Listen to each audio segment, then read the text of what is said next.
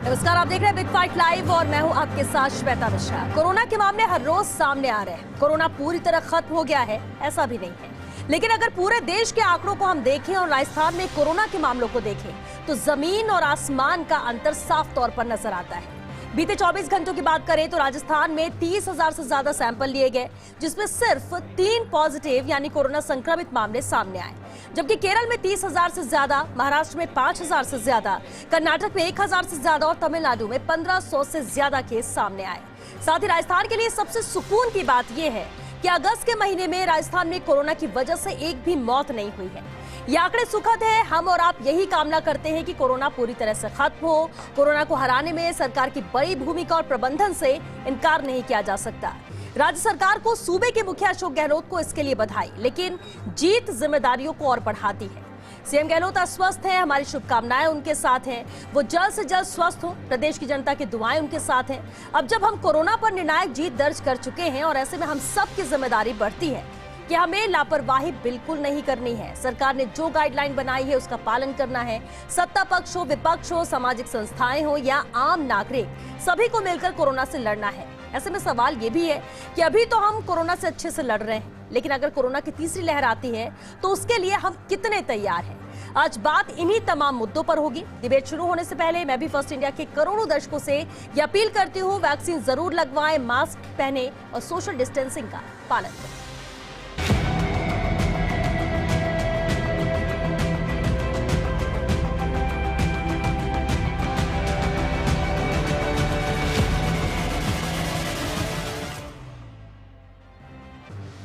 और चलिए इस अहम मुद्दे पर चर्चा के लिए बेहद खास मेहमान भी हमारे साथ जुड़ चुके हैं, उनसे रूबरू करा दें आपको। हमारे साथ कांग्रेस नेता पंकज मेहता जी हैं, बीजेपी नेता आशीष चतुर्वेदी जी हमारे साथ जुड़ चुके हैं और एसएमएस मेडिकल कॉलेज से डॉक्टर लोकेन शर्मा जी हमारे साथ हैं, सीनियर प्रोफेसर हैं। बहुत स्वागत है आप सभी का बिग फाइट लाइव में। पंकज मेहता जी, आपसे शुरुआत करते हैं। सबसे पहले तो बधाई। राजस्थान जहां पर 18,000 से ज्यादा मामले एक दिन में आते थे, वो दिन भी राजस्थान ने देखा है और आज वो दिन भी जब 3 पॉजिटिव केस सामने आए हैं। अच्छा प्रबंधन है, अच्छी तैयारी थी, अच्छी कोशिशें थी, आम जन भी जागरूक रहा और इसलिए आज सिर्फ 3 पॉजिटिव केस सामने आए हैं, ये बात हम कह सकते हैं।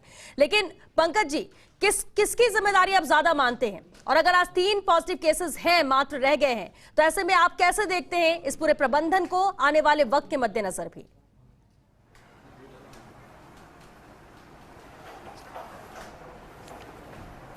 राजस्थान में कोरोना प्रबंधन कुशल रहा माननीय मुख्यमंत्री जी के नेतृत्व में, और आज जो वर्तमान में स्थिति बनी है वो संतोषजनक है। लेकिन जिम्मेदारी सरकार के साथ साथ आम जन की भी बनती है।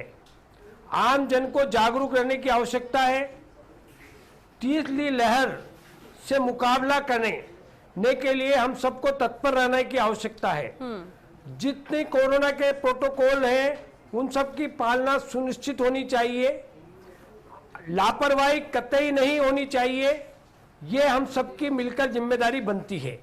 राजस्थान सरकार ने माननीय मुख्यमंत्री अशोक गहलोत जी के नेतृत्व में कोरोना की उस विषम परिस्थितियों के समय सामूहिक रूप से जिस तरह से मुकाबला किया वो प्रशंसनीय है, जिसकी माननीय प्रधानमंत्री नरेंद्र मोदी जी ने स्वयं ठीक है पंकज मेहता जी, आप ये हमारे लिए गर्व की बात है। ठीक है, आपने कहा कुशल प्रबंधन है, सब कुछ है, लेकिन विपक्ष ने वक्त पर कई सवाल भी खड़े किए थे। जब स्थितियां बिगड़ी थी या फिर कंट्रोल में नहीं थी, उस वक्त भी विपक्ष ने भी आवाज बुलंद की थी। आशीष चतुर्वेदी जी हमारे साथ है। आशीष जी, एक वो वक्त में हमने देखा, कई बार हमने चर्चाएं भी की इस मुद्दे को लेकर कि आखिर कैसे नियंत्रण हो, कैसे कंट्रोल हो, लेकिन आज जब हम देखते हैं दूसरे राज्यों में जहां पर 30,000 से ज्यादा मामले अगर एक राज्य में एक दिन में सामने आते हैं, तो दूसरी तरफ राजस्थान है जहां पर 3 मामले सामने आते हैं। किसको श्रेय देना चाहेंगे? क्या वजह आप इसके पीछे मानते हैं? आगामी वक्त को देखते हुए, क्योंकि थर्ड वेव की बात की जा रही है, कितनी तैयारी आप पाते हैं? देखिए श्वेता जी, मैं कोरोना प्रबंधन कैसा रहा है कोरोना की दूसरी लहर के पीक पे, मैं उस विवाद में अभी नहीं पढ़ना चाहता हूँ, लेकिन हमको कुछ चीज़ें समझनी पड़ेंगी कि जैसे राजस्थान में कल 3 केसेस आए, मध्य प्रदेश में 6 केसेस आए, उत्तर प्रदेश में भी 10-12 केसेस आए हैं, तो हमें संपूर्ण भारत को देखना पड़ेगा कि केसेस कहाँ कहाँ से आ रहे हैं। अगर मेनली केसेस की बात करें तो केरला, कर्नाटका, तमिलनाडु, आंध्र प्रदेश, यहाँ से सर्वाधिक केसेस अभी आ रहे हैं। महाराष्ट्र से लगातार कई महीनों से 5,000 के आसपास केसेस बने हुए हैं और बाकी केसेस वेस्ट बंगाल से आ रहे हैं, नॉर्थ ईस्ट से आ रहे हैं और कुछ हिमाचल प्रदेश से भी कुछ 750-800 के लगभग केसेस आ रहे हैं। अगर श्वेता जी आप देखेंगे तो बीच में एक सीरो सर्वे आया था जिसमें मध्य प्रदेश में सर्वाधिक 79% लोगों में एंटीबॉडीज़ बनी थी और राजस्थान की बात करें तो वहाँ पे 76% में मतलब एंटीबॉडीज़ बनी थी। देखिए श्वेता जी, आज का जो दिन है वो बड़ा महत्वपूर्ण दिन है। अगर हम बात करें तो शाम को 6 बजे तक पूरे देश में 87 लाख लोगों को वैक्सीन लग चुकी थी, ये अपने आप में एक रिकॉर्ड है और ऐसी उम्मीद है कि आज शाम तक जब ये पूरा वैक्सीनेशन का जो ड्राइव है वो ख़त्म होगा तो देश में रिकॉर्ड 1 करोड़ लोगों को आज वैक्सीन लगेगी। तो देखिए, देश के जो प्रधानमंत्री नरेंद्र मोदी जी, उनके नेतृत्व में सभी प्रांतों को, चाहे वो भाजपा शासित हों चाहे कांग्रेस शासित हों, सबको वैक्सीनेशन की सप्लाई बहुत अच्छे से हो रही है।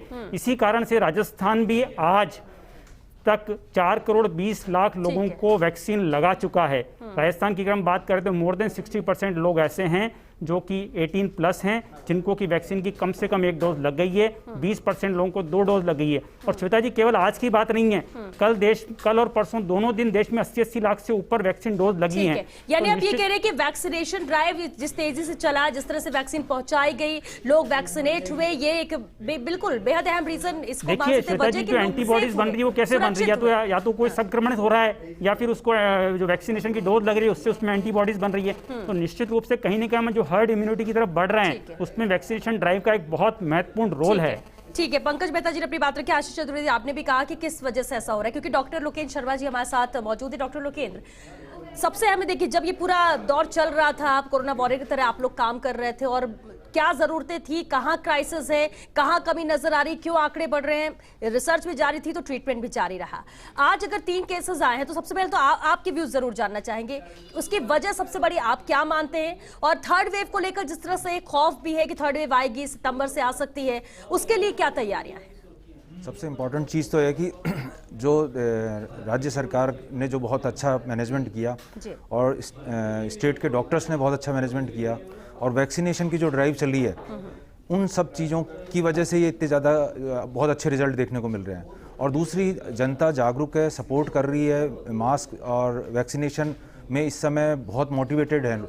और देश के सभी मेडिकल कॉलेज में, स्टेट के भी सभी मेडिकल कॉलेजों में जो सेंटर्स बने हुए, वैक्सीनेशन सेंटर्स, और जो ड्राइव चल रही है वैक्सीनेशन के मोटिवेशन की, उन सब का ये नतीजा है कि केसेस कम आ रहे हैं। फिर भी इस वायरस को प्रेडिक्ट करना बड़ा मुश्किल है, क्योंकि थर्ड वेव है, कहीं किसी भी वेव या अपन इस चीज़ का आइडेंटिफाई करना बड़ा मुश्किल है कि कुछ राज्यों में केसेस बढ़ रहे हैं।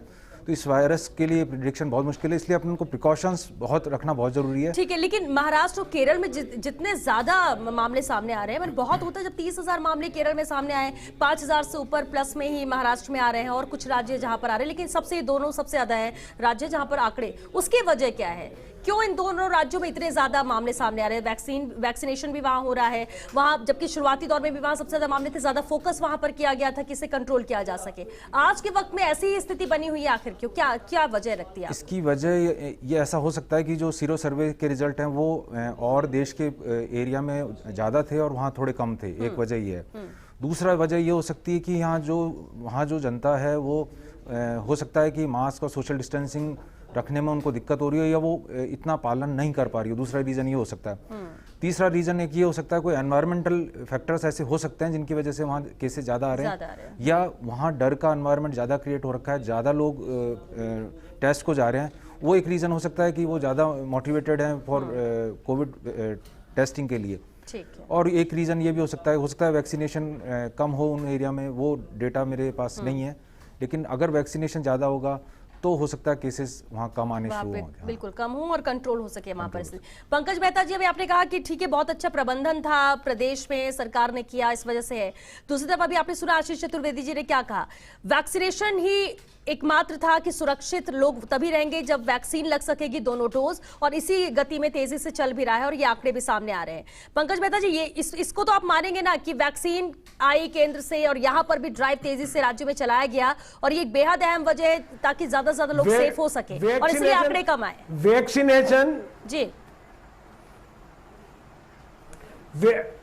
वैक्सीनेशन बहुत आवश्यक है, और राजस्थान में वैक्सीनेशन का जो अभियान चला वो संतोषजनक है, लेकिन जितनी आवश्यकता है उस आवश्यकता की पूर्ति केंद्र सरकार द्वारा समय समय पर नहीं की जा रही है।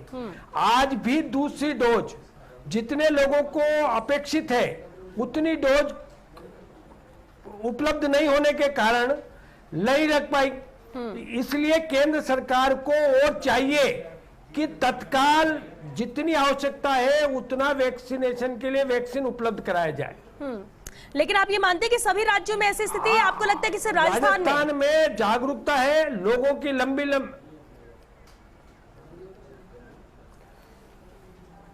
राजस्थान की जनसंख्या के अनुपात में, यहाँ की भौगोलिक परिस्थिति के अनुपात में, यहाँ जिस तरह की परिस्थितियां हैं उसके अनुसार वैक्सीनेशन उपलब्ध होनी चाहिए। हमारे माननीय चिकित्सा मंत्री जी ने कहा है कि हम 17 साल से 12 साल के बच्चों के लिए भी वैक्सीनेशन के लिए तैयार हैं। हाँ, राजस्थान सरकार तैयारी कर चुकी है। आवश्यकता है उपलब्धता की, अगर उपलब्ध होगी तो वैक्सीन हो जाएगा, अगर उपलब्धि नहीं होगी तो सरकार, राज्य सरकार क्या कर सकती है? केंद्र सरकार के स्तर पर प्रयास होना चाहिए। ठीक है पंकज जी, आप कह रहे हैं कि केंद्र सरकार के स्तर पर प्रयास होने चाहिए, वही आशीष जी इसका जवाब दे रहे हैं। जी देखिए, इसमें मुझे कोई राजनीति करने का इरादा नहीं था, लेकिन जिस हिसाब से अभी पंकज जी ने बताया है तो मैं कुछ आंकड़े उनके सामने प्रस्तुत करना चाहता हूं। कल राजस्थान में 6 लाख लोगों से ज़्यादा लोगों को वैक्सीन लगी हुई है और आए दिन खबरें आती कि केंद्र सरकार ने आज 8 लाख की खेप पहुंचाई, आज 5 लाख की खेप पहुंचाई। जब 4 करोड़ 20 लाखों को वैक्सीनेशन हो चुका है तो ये वही डोजेज है ना जो केंद्र ने प्रोवाइड की है। फिर हम अननेसेसरी राजनीति क्यों कर रहे हैं? और जहां तक 12 से 17 साल की बात है तो 12 से 17 साल के लिए अभी तक इंडिया में केवल एक वैक्सीन अप्रूव्ड हुई है और उस कंपनी का यह कहना है कि वो अक्टूबर 1 वीक से इस वैक्सीनेशन ड्राइव को प्रारंभ करेगी। तो जब वैक्सीनेशन ड्राइव प्रारंभ ही नहीं हुआ पूरे भारत में कहीं पर भी, एहसान थोड़ी है। अरे पंकज जी, जब प्रारंभ भी नहीं हुआ पूरे इंडिया में, बताओ किसको लग रही है 12 से 17 साल में? बताइए ना आप, कहां लग रही है? तो नहीं बोल सकते, लेकिन 18+ के लिए जरूर है कि बीच में, आशीष जी, बीच में तो हुआ था, क्राइसिस हुआ था, लोगों को नहीं लग पा रही थी। देखिए श्वेता जी, ये क्राइसिस वो था, ये क्राइसिस का दौर वो था 21 जून के पहले का दौर था, जब से केंद्र ने वापस कमान ली और वापस फ्री वैक्सीन किया है सबके लिए। बहुत सहजता से वैक्सीन लग रही है। आप देखिए, भारत में आप अभी तक देखें तो 62 करोड़ से ज्यादा लोगों को वैक्सीन लग चुकी है, राजस्थान में 4 करोड़ 20 लाख को लग चुकी है। राजस्थान देखे जाए तो पूरे इंडिया में नंबर 5 पे बना हुआ है। तो किस कारण से बना हुआ है? ठीक है, आप देखिए। Doctor Loken Sharma sir, crisis vaccine को लेकर हुई थी बीच में, जब वैक्सीनेशन सेंटर बंद करने पड़े थे, लोगों को मना करना पड़ रहा था। अभी क्या स्थिति, और क्या ये आप मानते कि हाँ बीच में हुआ था ऐसा, और आज की क्या स्थिति नियंत्रण में है, यानी जितनी जरूरत है उतना पहुंच रही है वैक्सीन? वैक्सीन के लिए राजस्थान की जनता जो है बहुत मोटिवेटेड है जी। ये मोटिवेशन का एक रीज़न है कि जितनी वैक्सीन आ रही है उससे कई गुना ज़्यादा लोग पहुंच जाते हैं वैक्सीन लगवाने के लिए, और इसी वजह से ही ये मोटिवेशन ही है, उसकी वजह से ही कोरोना के केसेस कम हो रहे हैं, क्योंकि लोग मोटिवेटेड हैं। मोटिवेशन होने की वजह से ही वो सोशल डिस्टेंसिंग और कोविड बिहेवियर का पालन कर रहे हैं और वैक्सीनेशन के लिए बड़े जागरूक हैं। ये एक रीज़न है राजस्थान में या जिन स्टेट में केसेस कम आ रहे हैं, उसकी वजह यह है कि वहाँ यहाँ वैक्सीनेशन के लिए राज्य सरकार और केंद्र सरकार हो या डॉक्टर्स हो या आम जनता हो, सबने बहुत मिलजुल के बहुत ही सपोर्टिव वे में काम किया है। उसी का रिजल्ट लेकिन डॉक्टर लोकेंद्र, जब कोरोना महामारी आई उस वक्त तो कोई तैयार नहीं था, जैसे स्थिति आई क्योंकि कुछ पता ही नहीं था। जब फेज 2 में हम पहुंचे, जब सेकंड वेव यहाँ पर आई, तो हमने फर्स्ट वेव के अकॉर्डिंग तैयारी की, लेकिन सेकंड वेव में और ज्यादा खतरनाक वायरस था, फिर क्राइसिस हुई, ऑक्सीजन की, बेड की, देखा था हमने 1 महीने 1.5-2 महीने क्या हालात रहे। थर्ड वेव के मद्देनजर तैयारियां क्या है, किस स्तर पर है, क्या कोशिशें की जा रही, क्योंकि कहा तो गया है, उसे इग्नोर तो कर नहीं सकते। जैसा कि सेकंड वेव का एक्सपीरियंस हुआ और फर्स्ट वेव का एक्सपीरियंस हुआ, तो फर्स्ट वेव के एक्सपीरियंस की वजह से सेकंड वेव में गलती हुई, और सेकंड वेव के एक्सपीरियंस की वजह से ऐसा नहीं होगा कि थर्ड वेव में किसी तरह की कोई प्रॉब्लम हो। और दूसरा, जब अपने रिजल्ट देखने को मिल रहे हैं कि भाई 70% जो लोग हैं वो सीरो पॉजिटिव आ रहे हैं, वैक्सीनेशन बहुत हो चुका है, बहुत सारे लोग कोविड पॉजिटिव हो चुके हैं और जनता बहुत जागरूक है। इन सब का नतीजा है कि आज जैसा आंकड़े देखने को मिल रहे हैं, 30,000 टेस्ट हो रहे हैं और 3 पॉजिटिव आ रहे हैं, उन सब का नतीजा है कि जनता जागरूक है, वैक्सीन के लिए भी जागरूक है, कोविड टेस्ट भी करा रही है जैसे ही सिम्टम आ रहे हैं, और रिजल्ट्स बहुत अच्छे आ रहे हैं। जिन स्टेट्स में जनता का पूरा सहयोग है, चिकित्सक पूरे लगे हुए हैं और सरकारें बड़ी अच्छे काम कर रही है, चाहे वैक्सीनेशन हो या कोविड मैनेजमेंट हो, उसमें बड़ा अच्छा, यानी थर्ड वेव के लिए पूरी तरह से प्रिपेयर है। थर्ड वेव के बारे में हाँ, मुझे नहीं लगता किसी तरह की कोई दिक्कत है, लेकिन इन बारे में कोई भी प्रिडिक्शन करना बड़ा मुश्किल है, क्योंकि अभी अगर आप मीडिया के माध्यम से देखेंगे तो अमेरिका में भी केसेस बहुत आने लग गए, जबकि पता चल रहा है कि उनका वैक्सीन भी जो उन्होंने वैक्सीनेशन भी बहुत अच्छा करा हुआ था, उसके बावजूद भी वहाँ केसेस आ रहे हैं। इसलिए इस कोरोना वायरस के लिए प्रिडिक्ट करना बड़ा मुश्किल है कि ये आगे किस तरह से बिहेव करेगा। जो नजर आता है उस लिहाज से हिसाब से बहुत अच्छी तैयारी है और जनता को घबराने की जरूरत नहीं है। जनता जागरूक और मोटिवेटेड है, चाहे कोविड बिहेवियर हो चाहे वैक्सीनेशन हो। ठीक है पंकज मेहता जी, अभी आपने कहा था कि प्रबंधन बहुत अच्छा रहा है, लेकिन अभी जरूर आपसे जानना चाहेंगे थर्ड वेव के मद्देनजर सरकार के स्तर पर क्या तैयारियां की जा चुकी हैं? क्योंकि सितंबर की बात कही जा रही है और उससे पहले आए तो आज, जबकि अगस्त अब खत्म होने वाला है, तैयारियों के स्तर पर कहां पर है?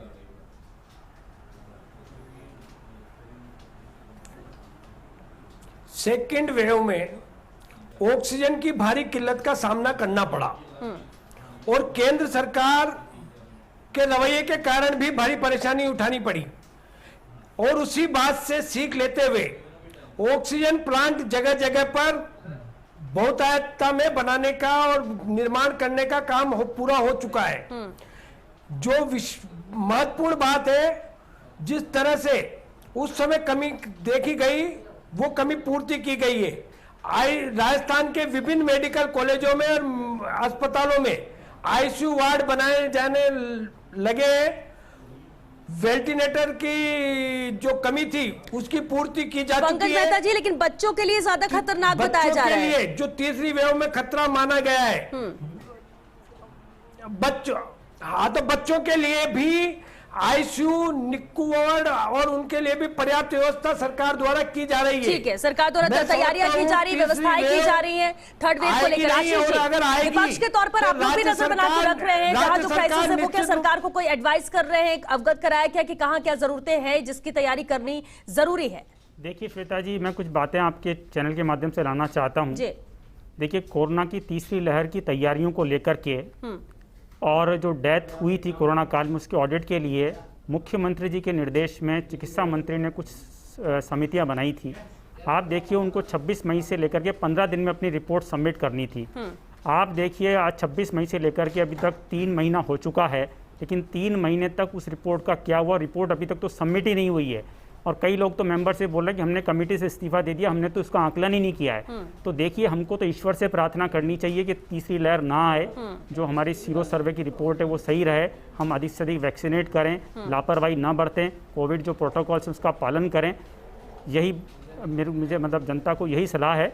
बाकी सरकार का क्या प्रबंधन रहा है हम सबने देखा है दूसरे उसमें, किस तरह से RUHS में भर्ती होने के लिए लोगों को रिश्वत देनी पड़ी थी, वो सारे दृश्य जनता के सामने हैं। खुद बोल चुके हैं श्रीमान प्रधानमंत्री जी ने। अरे प्रधानमंत्री जी ने पंकज जी बहुत पहले बोला था, सब राज्यों को बोला है, पूरे देश में हुआ। प्रधानमंत्री जी ने जब बोला था, आप देखिए कोई बच्चा पहली क्लास में ठीक परफॉर्म करे तो एक बधाई देता है ये टीचर।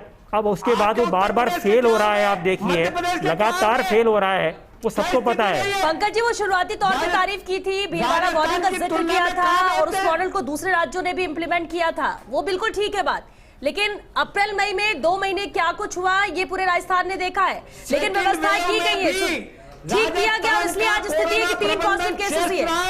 अन्य राज्यों के मुकाबले हमारे यहाँ मृत्यु दर कम रही है, रिकवरी रेट ज्यादा रही है, आप देख लीजिए। बिल्कुल ठीक है, क्या बिल्कुल ठीक है ना, इसे कौन नकार रहा है? पंकज जी, से नकार तो कोई रहा नहीं है। बिल्कुल जो हुआ है, जो देखा है वो सबने देखा है, और जो चीजें अच्छी हुई है उसकी तारीफ भी की जा रही है। तो फिर तीसरी वेव के बाद सरकार निश्चित रूप से हर स्थिति परिस्थिति का मुकाबला करने के लिए तैयार है। अरे कुशलता के साथ तैयार है। पंकज जी, प्रदेश का स्वास्थ्य मंत्री अपनी बर्थडे मनाता है कोविड प्रोटोकॉल नियमों का उल्लंघन करते हुए, बिरला ऑडिटोरियम में 1000 लोगों की भीड़ को इकट्ठा करता है, और आपको शर्म नहीं आती है बोलते हुए कि सरकार क्या कर रही है? सरकार की नाक के नीचे हो रहा है ये सब चीजें। और चिकित्सा मंत्री गोवा तक घूमने जा रहे हैं। भूपेंद्र यादव जी जनादेश यात्रा में क्या कर रहे हैं? अरे तो आपने परमिशन क्यों दी? आपने परमिशन क्यों दी? आप परमिशन ही मत देते। राज्य सरकार की इसकी परमिशन क्यों दी आपने? ठीक है, देखिए लापरवाही भी देखने को मिली है, लापरवाही भी हुई है, कई जगह गाइडलाइन की पालना नहीं की गई है, ये देखा गया है। देखिए इस पर चर्चा, इस पर बात करने से कोई मतलब नहीं है। पंकज मेहता जी, ठीक है, क्योंकि वक्त भी खत्म हो रहा है। डॉक्टर लोकेश शर्मा, एक आखिरी सवाल जरूर चाहेंगे आपसे, क्योंकि वक्त भी खत्म हो रहा है। आपने कहा कि जनता जागरूक है, सरकार बिल्कुल सुदृढ़, जिस तरह से कहा गया कि व्यवस्थाओं को लेकर सवाल उठाते रहे, भले ही विपक्ष जो भी कहता हो, लेकिन प्रबंधन अच्छा रहा, सब कुछ था और सबके साथ था और इसलिए आज ये स्थिति आई। लेकिन एक बात और देखने को मिलती, यही जनता जो जागरूक रही, यही जनता जब मामले कम होते हैं तो लापरवाही देखने को मिलती, कोई मास्क नहीं लगाता, डिस्टेंसिंग कुछ है नहीं, लोग बिल्कुल निश्चिंत हो चुके हैं। आपको नहीं लगता कि इसी तरह की जो लापरवाही है वही वेव को आमंत्रित करती है और इसके बाद फिर उससे भी खतरनाक वायरस सामने आता है? हाँ, ये आपका कहना बिल्कुल ठीक है कि अपन को कोविड बिहेवियर और वैक्सीनेशन दोनों चीज़ों के लिए मोटिवेट करना जरूरी है। जनता भी जागरूक हो, लोग भी, डॉक्टर, चिकित्सक, मीडिया सभी मोटिवेट करें, ये बहुत ज़रूरी चीज़ है कि इन सब चीज़ों की वजह से ही अपन थर्ड वेव का बहुत अच्छे से फेस कर सकते हैं, बहुत अच्छे से कंट्रोल कर सकते हैं थर्ड वेव को, ये बहुत ज़रूरी है। ठीक है, और ये कहना भी होगा कि जितनी जागरूकता के साथ पालन किया गया है और इस सेकेंड वेव को हराया गया है, उतनी ही अलर्टनेस अभी भी जरूरत है, उतनी ही जागरूक रहने की सभी को जरूरत है। जागरूक रहने की जरूरत है, क्योंकि इस वायरस के बारे में कहीं पे भी कोई प्रिडिक्शन करना पॉसिबल नहीं है, क्योंकि इजराइल देखें, चाहे यूएस देखें या और किसी भी कंट्री को देखें, इंडोनेशिया देखें, सब जगह सेकंड वेव हो या थर्ड वेव सबके केसेस देखने को मिल रहे हैं। इसलिए इस वायरस पे बिल्कुल भरोसा नहीं किया जा सकता। चलिए सर, क्योंकि वक्त खत्म हो चुका है। बहुत शुक्रिया आप सभी का इस चर्चा में शामिल होने के लिए। तो कोशिशें सरकार की रंग लाई, प्रबंधन यहाँ पर रहा है, दूसरी तरफ देखा जाए तो जनता भी जागरूक रही है। जिस तरह से देखा है कि सेकंड वेव में कितनी जाने गई हैं, किस तरह के हालात बने हैं और उससे रिकवर कर चुका है कम से कम राजस्थान। और ये हम इसलिए कह सकते हैं क्योंकि मात्र पिछले 24 घंटे की बात की जाए 3 मामले ही पॉजिटिव केसेस यानी सामने आए, जबकि 30,000 से ज्यादा यहाँ पर सैंपल लिए गए थे। अब सवाल ये उठता है कि क्या वाकई में जागरूक आप हैं, आपने जो कुछ देखा है उसको आप चाहते हैं कि आप वापस वैसे हालात देखने को ना मिले, तो उसके लिए गाइडलाइंस की पालना कीजिए। भले ही 3 मामले सामने आए या कल को एक भी मामले सामने ना आए, लेकिन थर्ड वेव को लेकर जिस तरह से डर है, उस डर को बना रहना भी जरूरी है और तभी आप पालना करेंगे। अपील भी यही कि लगातार गाइडलाइन की पालना कीजिए आप, क्योंकि थर्ड वेव और भी ज्यादा खतरनाक हो सकती है और ये बच्चों पर बुरा असर डाल सकती है। इसके लिए वैक्सीन ज्यादा से ज्यादा जरूरी है, वैक्सीनेशन आप सभी कराएं। चलिए, इसी के साथ बिग फाइट लाइव में फिलहाल के लिए इतना ही, हमें दीजिए इजाजत।